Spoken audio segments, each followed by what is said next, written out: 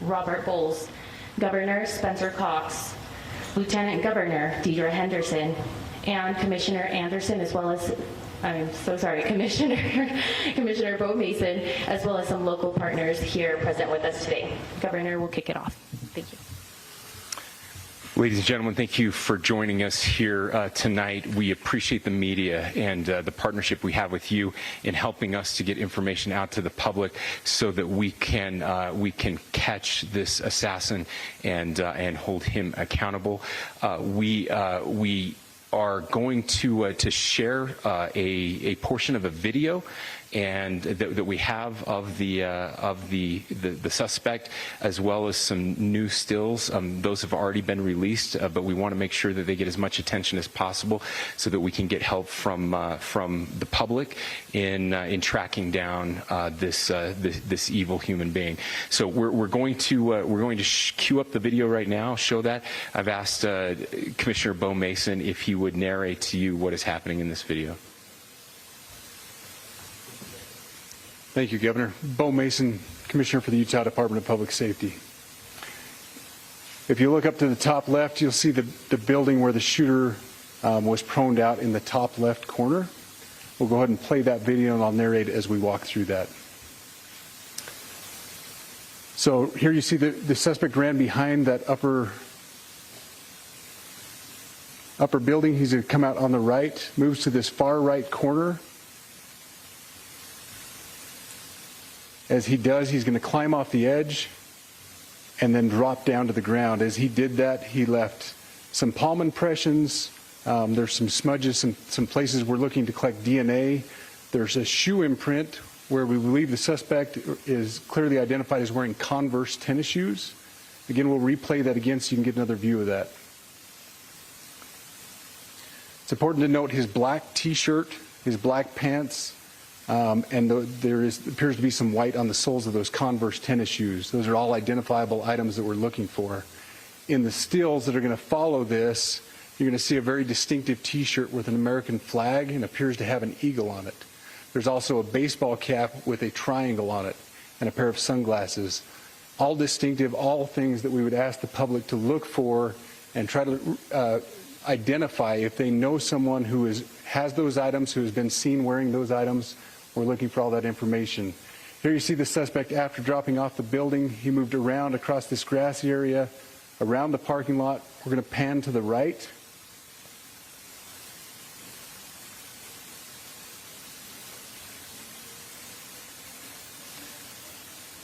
After he crosses the street, this is where he moves over into the wooded area. This is the video evidence that we utilize to track his movements and to locate that firearm in that wooded area following the discovery of this evidence. Good. You want to go to the stills? So here's the still photographs I mentioned. These have been enhanced. So these are slightly different than what we introduced earlier. Please pay close attention to the T-shirt. Like I said, very distinctive with that American flag and that eagle. The hat with the triangle and the sunglasses. If you'll go to the next picture, please. The backpack as well. All identifying features that we're hoping the public can help us identify and lead us to this suspect. Next picture. And again, there's a better picture of the hat with that triangle logo, and again, the T-shirt. Blue jeans, and you get a good look at those Converse tennis shoes as well.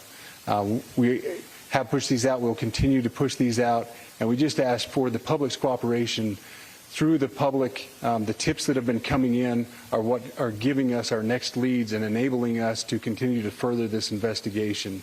We've had great cooperation from the public, and we're continuing to ask for that as we move forward. Thank you, and I'll turn the time back over to Governor Cox. Thank you so much, Commissioner Mason. I want to thank Director Patel and his team. It's great to have them on the ground with us tonight. We've had several briefings, and he's had an opportunity to walk the crime scene.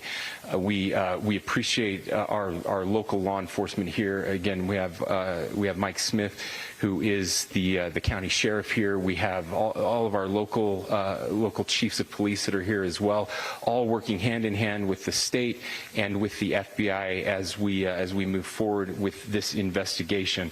Now, I'll just give you a little warning. We will not be taking any questions at this time. We're giving you the latest information we have, being as transparent with everything that we have. But I do want to share a couple things that I think are important.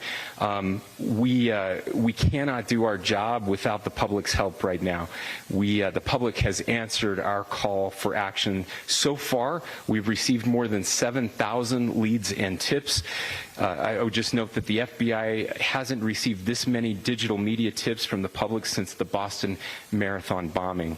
This case also highlights the dedication of our law enforcement community. We have 20 federal, state, and local law enforcement partners that are working shoulder to shoulder to find the person who committed this horrific crime. With their support, we've completed nearly 200 interviews.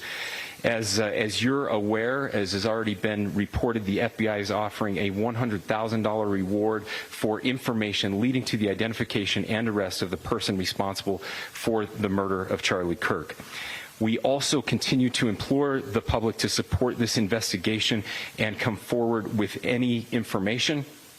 We are truly hopeful that this video and new photos will lead to even more tips. We are processing. We have an incredible team, a state and federal team working together to process those tips. We are going out in tandem to interview any potential person of interest or suspects. But we need, again, we need as much help as we can possibly get. Any videos or photos that you might have, the public, should be submitted to our digital media tip line, which is www.fbi.gov/Utah Valley shooting, all lowercase. Again, that is fbi.gov/Utah Valley shooting, all lowercase. You can also provide general tips about the shooting by calling 1-800-CALL-FBI. That's 1-800-CALL-FBI, or at tips.fbi.gov. This is, I would just say, this is not just a local matter here in Utah. We have people all over the country that are helping to bring this perpetrator to justice for Charlie Kirk and his family. I will just add as well that, as was mentioned, there is a lot of forensic evidence that is being processed right now at both the state lab and the federal labs, federal lab on the East Coast. So we are working in tandem together. I would also just add a word of note for those people who are spending so much time on social media. I think Charlie said it best, that when things get bad, we should put our phones down and spend a little time with our families. There is a tremendous amount of disinformation. We are tracking our team, the state team, and I'm sure the federal team as well. What we're seeing is our adversaries want violence. China, we have bots from Russia, China, all over the world that are trying to instill disinformation and encourage violence. I would encourage you to ignore those, to turn off those streams, and to spend a little more time with our families. We desperately need some healing. We'll have more to say and weeks to come. More than anything, we are going to catch this person. Last thing I will just say is we've been working with our attorneys, getting everything that we need, affidavits ready, so that we can pursue the death penalty in this case, and that will happen here in the state of Utah. Again, to the public, to those who are grieving, thank you for your prayers. I know we are feeling those prayers. I know the Kirk family is feeling those prayers as well. We pray that God will bless our nation at this very dark time. We can start healing by finding this perpetrator and holding him accountable, and we need your help to do that. Thank you. That is the press conference we have been waiting for. We continue our coverage as the manhunt for Charlie Kirk's assassin continues. Authorities just gave an update, sharing new video of the alleged shooter on the rooftop before jumping off and running away.